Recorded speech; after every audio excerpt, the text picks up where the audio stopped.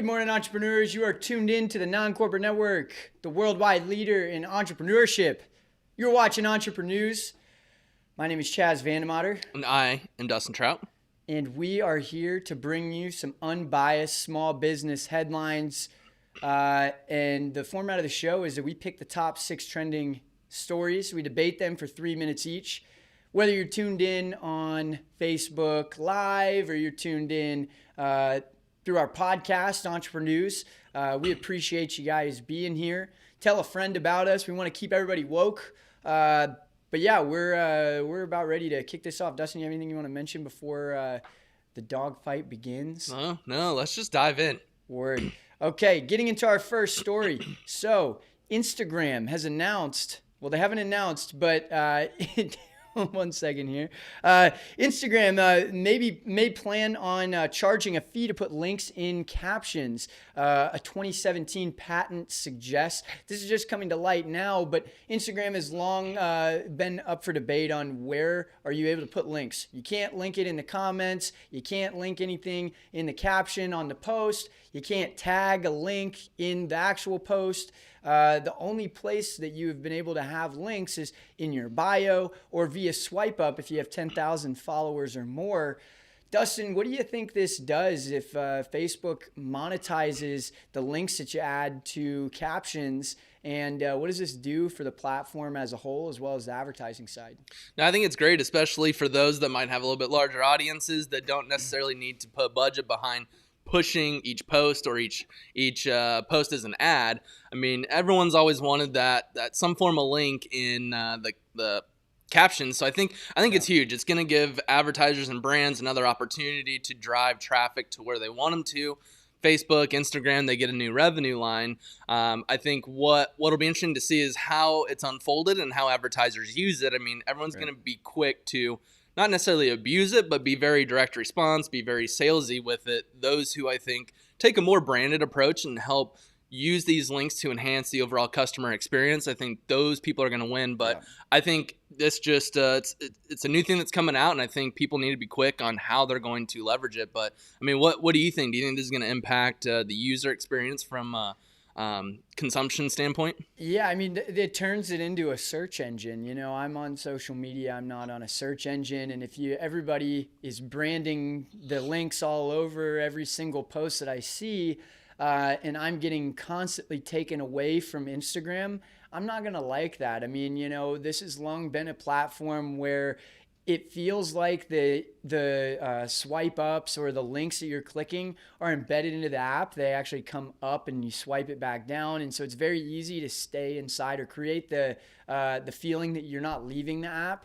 And so if you continue to litter the entirety of Instagram with links all over the place, what used to be a great point of difference where it feels like every once in a while you can look at a link without leaving, it turns into just a touchpad to get you somewhere else. I think that's when this whole thing starts to seem a little bit transactional. And I think that if we get to that point, that you're going to see users that are fired up about this and they don't want to see this. And, you know, we've seen the emergence of TikTok. No one has a huge affinity to any one platform, I feel like, nowadays. You know, you bring up two points. One, I mean, Facebook is trying to figure out how to monetize the search side. I mean, they brought up placements where you can start paying to show up in search. And two, I wonder how quickly they're going to roll this out with, I mean, more consumption going towards stories and reels as opposed to the feed. And so, I mean, if no one's spending time on the feed, is there even reason to bring captions or clickable links within the captions on the feed? That's true. That's very true. Well, getting into our next story, Epic built a real-life soundstage for their in-game Fortnite concerts. We've been following Epic Games in their suit with Apple, so this is a little bit outside of the realm of that story. But Dustin, we've seen that this has been a big deal. I mean, they've set record numbers of attendance with Rez was doing a live concert, Travis Scott did a live concert. It's really blown up. So I guess my question to you is, how does this affect the concert industry that's very lucrative, and without having as many in-person concerts, is this a viable way to generate revenue? And do you think Epic is going to be on the forefront of this whole thing? Yeah, I mean, in terms of what they're doing, I mean, I love it. Even pre-COVID, I think creating more virtual experiences is just huge. I mean, you're giving people that might not be able to afford to fly out and go to the concert a way to actually be part of it. And then as a event planner and all that type of stuff, I mean, you create new revenue lines in the overall concert.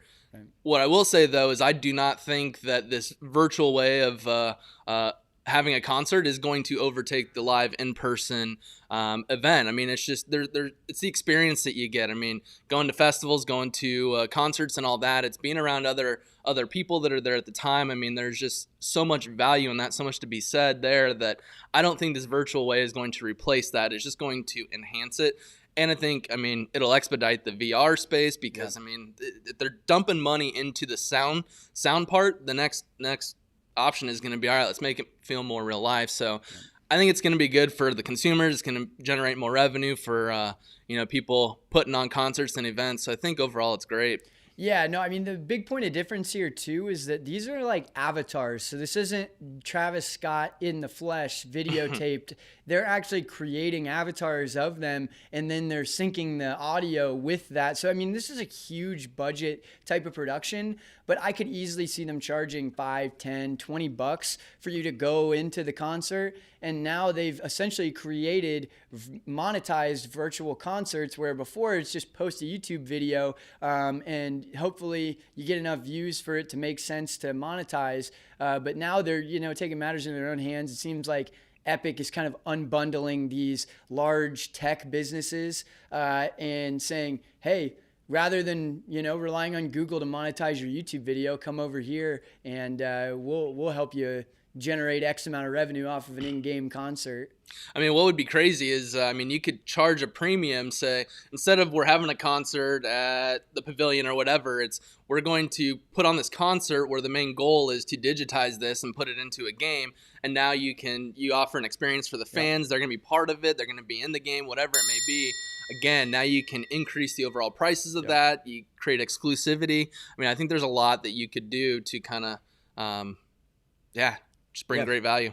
Oh yeah, no, it'll be exciting to see the transformation there and how gaming may kind of lead the charge to the next level of VR. But getting into our next story, the new CDC study raises concerns about COVID-19 health risks at restaurants. Arizona has had some controversy around restaurants being open prematurely. Obviously, our chronicles of gyms being open at a certain capacity and closed and opened again. And so this new CDC study is troubling. It talks a lot about how, your 3X is likely inside of a restaurant to contract the virus compared to not being at the restaurant. Dustin, is the CDC kind of more of a glorified media piece now? And what is the true risk of a restaurant? Are we going to see, maybe not what is the true risk of a restaurant, but how are we going to see the restaurant industry continue to find opportunity? Because it's starting to dry up in terms of how many restaurants can stay open at 20 to 50% capacity. Yeah, I mean, in terms of the CDC, it's been crazy to see the stories that come out. I mean, it seems so back and forth. What's good? Masks are good. Masks are bad. You need to do this. Don't need to do this. I mean, it doesn't seem like there's an actual direction there. I mean, just look at the overall, not even death rate, but the amount of deaths that were actually from COVID versus the underlying conditions. I mean, it was like 96% were because of an underlying condition rather than COVID, which significantly impacts the death rates. I'm losing faith in the CDC. I mean, it's I don't know. I'm just not seeing the value there. But in terms of restaurants reopening, it's tough. I think it needs to either be you're open or you're not. I mean, allowing a restaurant to operate at 20% capacity, you just can't generate the revenue to be able to pay for expenses plus make a profit. And so at that point, it's like, why create the stress and all of that to try and keep something open that's not even going to work? But I mean, with the overall, data set, it's like, so many people are going to restaurants. Are there other variables at play outside of just the restaurant piece? But I mean, I don't know. I'm all for, let's just get back to how things were. I know there are health risks and all that. But I think we're at the point to see who this really impacts, who it doesn't. Right. The impact it has on deaths and whatnot. And so I don't think it's as scary as what originally first came out. But I mean, those are just my thoughts. I see a future where restaurants are really turning to e-commerce. We've seen a lot of companies that are literally just renting a kitchen, and then everything goes on Uber Eats, on DoorDash, and they're able to cut expenses and increase their margins, where right now those margins are pretty razor thin. You got to take care of the inside. You got to make sure the bathroom has everything equipped that you need. There's so many elements that raise the kind of barrier to entry in terms of profitability for restaurants. So I see that happening a lot more with this whole thing. And I mean, I wouldn't be surprised if 50% of restaurants are like that in another year or two. Mm-hmm. Before we get into our next story, I want to mention that we are powered by State 48. Amazing company based out of Arizona, and they do a whole lot of cool partnerships. Dustin, is there any new ones on the horizon that you know of? But I know they bring a lot of great awareness to causes and do it in a cool way. Yeah, they have a couple they're underway. Can't really reveal them, but they will come to light here soon. But I mean, as Chaz mentioned, I mean, Clothing for All, inspired by Arizona. They're doing a lot in the collaboration space, really a lot with nonprofits and donating a lot of the proceeds back to what that nonprofit is for. So huge positive impact on the community. Awesome clothing. Check them out. Stay48.com. Love it. So as we head into our next story, so movie theaters rush to reopen, but now there are no blockbusters to play. Wonder Woman 1984 just got pushed back to the Christmas time, which was the next big Hollywood release, followed by Black Widow. So big budget, films are really what drive a lot of the foot traffic to theaters, obviously. Major movie theater chains have enough capital to remain solvent through 2021 or going into 2021, but they're stretched pretty thin. So with all this happening, they are open, but there's a lot of talks where just the content isn't that great. Is there really any opportunity for movie theaters? Should they be rethinking their business model for the time being? Or just what are your thoughts with movie theaters being open, not new content being produced? Yeah, I don't know if to the movie theater owners, if the expectation is, well, once we open, there's just going to be such a demand to get everybody back that we're not going to have to do much marketing. People will know we're open. I don't know what the play is there, but I think they can be a lot more creative about how they can generate foot traffic. We were talking about how they make a very small margin of their total profitability on just the ticket sales. It's usually a small profit split there.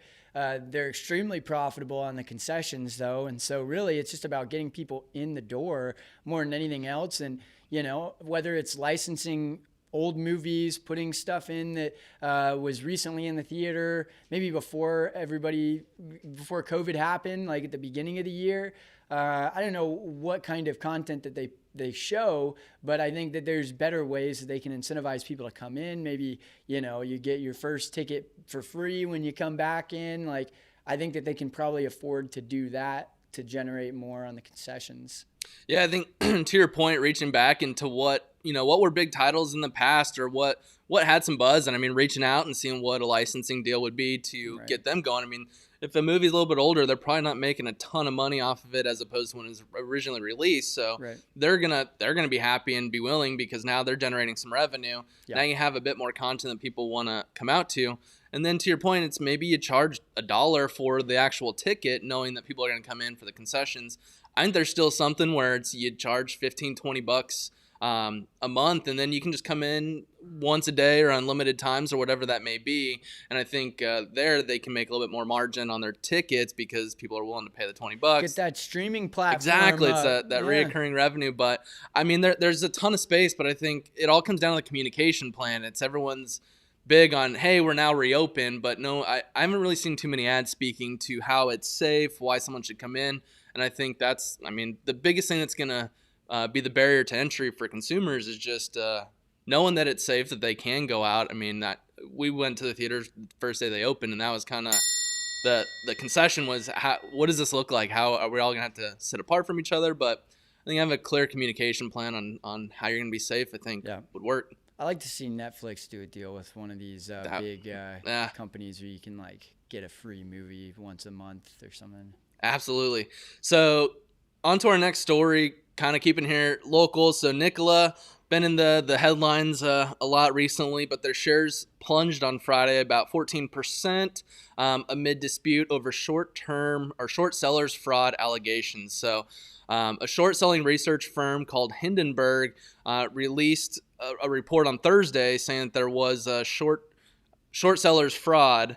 Nicholas said that this is just a hit job, that they have no facts, but Hindenburg replied saying that they have phone call recordings and text messages containing false statements, and that the company staged a video showing a truck that appeared to be functional. The research firm also said that the truck was actually towed to the top of the hill with a remote control. Essentially, what they were trying to pitch on where they are wasn't reality, essentially making the GM deal happen. And so, when it comes to trying to create proposals and all that, there is a lot of, well, these are just ideas, and that's what you use to really pitch and sell. There's also something about maybe going too far, but do want to stress that this is just hearsay for now. You got one person that's saying, you have the accusations, you have Nicholas saying that they're false. So, we'll just see what happens. But what are your thoughts? Is this good or bad? Obviously it's not so good, but what does this do to the GM partnership? In the words of T-Bone Pickens, if you want to do a deal real bad, you're going to do a real bad deal. I was talking about this the last time we brought up Nikola, and their back is against the wall. They had a big IPO. They haven't been able to back the value of that. It's continued to drop, and they needed something to revitalize them, give them the capital they need to actually pull off how ambitious of a project this is. It's not like they have unlimited money. It's not like they have Elon Musk at the helm. So I think that this is an example of do anything you got to do to get this deal done. And now you're seeing the implications of a little bit of magic tricks in terms of making it look like they're a little farther ahead than they were. And, as you said, until something a little more concrete comes out, we can't definitively say that anybody is committing fraud. So, I'd like to be optimistic around this, but, at the end of the day, Nikola needs still that deal with GM in order to be viable. So, Yeah, what do you think this does to the entire investor world? We have more and more to where, it went from millions to hundreds of millions to, soon to be billions of investments that are happening on the back of an awesome idea. Right. Have a decade before we're going to see viable profitability. Do you think we're going to see more of a negative impact on the investing world because of stuff like this? Or, you just hope people are going to be a little more woke. We talk about the PE ratios all the time. I think this is a dawning of the age of the value stock, and these companies that have revenue to back their valuations are the ones that are going to be good investments. And if you're not looking at that, then you're playing a dice game, and maybe it'll pay off, but it's all going to be kind of faux valuation. If you're paying $3,000 for a share of Tesla and they haven't made a dime yet, it's just, that's the game you're playing. It's going to be hot water. Yep. Yeah. Let's hope it's not that, and let's hope that it's just a hit job, but only time will tell. So on to the final story. So Oracle edges out Microsoft as the preferred buyer of TikTok. Looks like America will still have TikTok. Ding, so ding, ding. Sweet. Everyone's jumping for joy. So Microsoft was rolled out Sunday morning. They just couldn't come to terms. They couldn't disclose what the disconnect was. At the time, Sunday morning, no promises were made. And then within a few hours, less than 12 hours, a deal was struck with Oracle, which seems a little crazy considering that China, said late last week that they're not even going to let a U.S. deal happen. Trump wasn't budgeting on the deadline. And so here we are, a day before the deal, and it looks like that Oracle's going to come out on top and make it happen. So, it's crazy. What are your thoughts? Did you think this is going to happen? Let's think about the timeline here. It started with stories being released that TikTok was doing a lot with U.S. consumer data that was illegal, and so government took a closer look at it. Then Trump announced September 15th deadline. TikTok will either be sold to an American company or will no longer exist. And then China got in the mix and said, anybody that wants to do a deal, they're going to have to go through us. We have to broker the deal. And then, Microsoft threw in a bid with Walmart. And now we've got Oracle that's closing the deal. You got TikTok fighting against Reels on Instagram. I mean, this is like a marketer's dream, a story like this and all of the things that are happening. But I mean, overall, like I said 2 weeks ago when we talked about Oracle possibly being a partner, this is the deal that China wants to do. Oracle is a much more distributed data provider. They're a much more kind of universal data provider. And, they also don't have their hand dipped in any other kind of social media.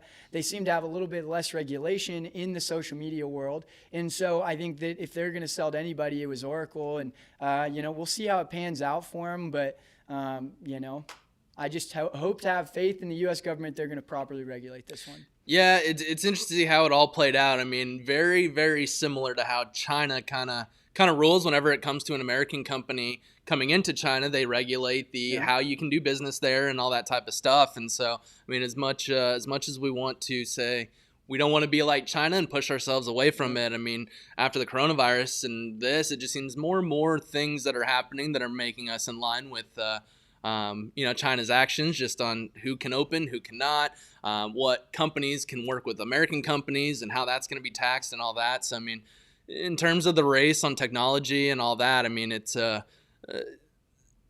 I hope that we can keep innovating as a country because, like I said, we're the leaders and now we're starting to follow more of what China's doing and China's lead. And so I'm hoping that we can remain on top. I agree with you there.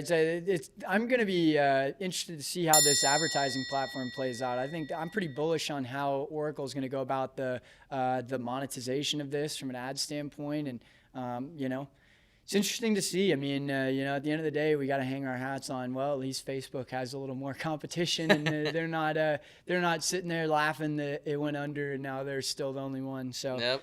Well, looking back on the stories, I mean, there's a lot of cool stuff that was talked about. I love the Epic Games story. Obviously, I love the whole Oracle thing that we were just talking about, but I love the Epic Games story too. I think it's cool to see that there's going to be some interesting VR stuff happening and other ways to monetize VR that we haven't seen before. So it'll be cool to see that. Absolutely, yeah. My favorite was just the Oracle TikTok deal. I mean, I didn't think it was going to happen, but I'm excited to see, can Oracle execute and make, are we going to see just the user base just just die off, or are they going to be able to keep up and innovate? But we'll see. Yeah, absolutely. And thank you guys again. Check us out on the podcast at Entreprenews, anywhere that you get your podcasts.